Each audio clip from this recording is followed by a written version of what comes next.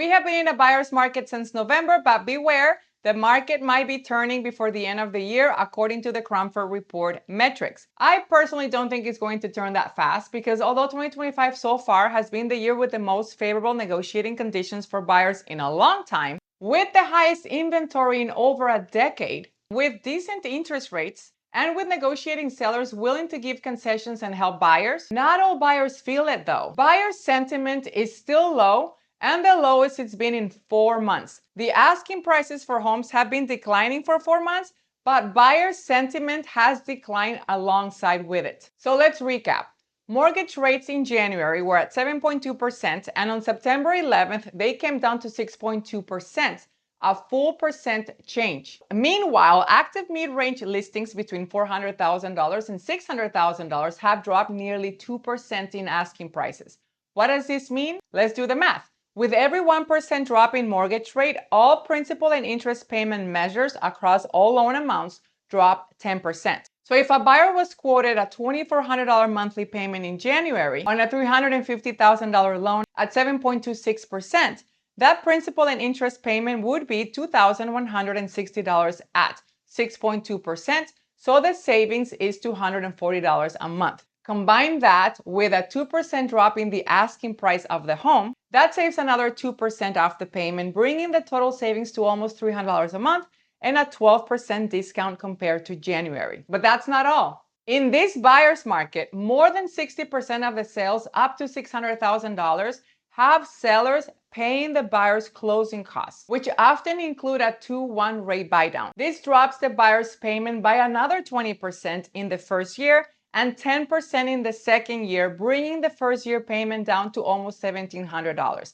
and the second year payment to $1,900 before taxes and insurance. So if you can buy now and you're not buying, it's because you don't want to. And that's okay, but just so you know, conditions will probably not get any better than now. Yes, we're still experiencing unaffordability, there's no doubt about that. Home prices and rents are high, and the median income can no longer afford the median house. But unfortunately, that will not make houses any cheaper because we have a lot of pent-up demand, which are millions of wannabe buyers that are waiting in the sidelines for interest rates to drop even more. And once interest rates drop more, they will jump in, and that will increase demand, which in turn increases home prices. But that's precisely what we don't want. We don't want prices to go up any further. So how can we suppress home prices from going up any further?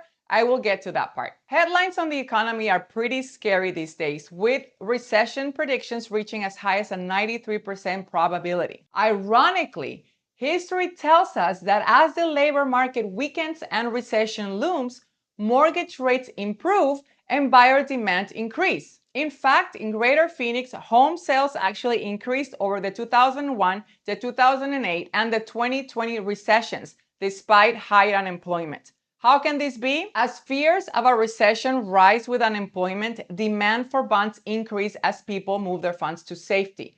This pushes the 10-year Treasury rate down, which in turn pushes the 30-year mortgage rate down. Even with higher unemployment, the vast majority of people are still working. Those with stable employment that are part of that pent-up demand I was telling you about see an increase in their ability to qualify when mortgage rates decline and are motivated to explore their options, thus increasing demand. Buyers are not the only ones that get excited over lower mortgage rates. Sellers do too, because at the end of the day, sellers are buyers too. Additionally, the fourth quarter is rarely the best time to be a seller seasonally. While lower mortgage rates are improving demand compared to last year, buyer demand dropped significantly over the holidays in November and December. And that's why I think this buyer's market will last a little longer than the Cromford Report says.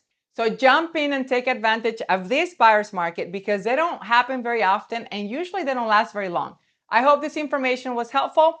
Please like, share, and interact with this video, and until next time.